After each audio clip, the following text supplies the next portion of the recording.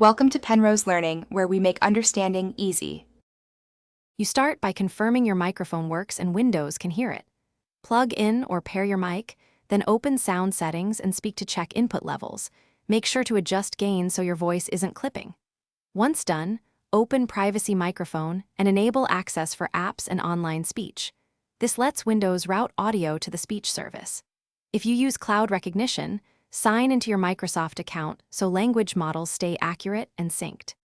You now enable dictation directly in Notepad.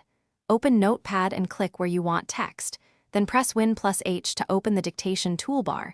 Make sure to accept any microphone permission prompts that appear.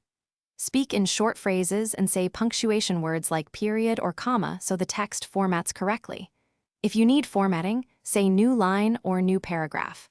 Once you get a rhythm, you'll see words appear live. Pause briefly between sentences, so you finish by saving your Notepad file and checking transcription quality. Hit Ctrl+S right away and choose a file name and encoding. This preserves sessions before edits.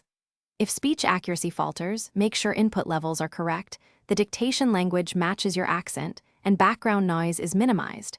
Moving closer to the mic helps.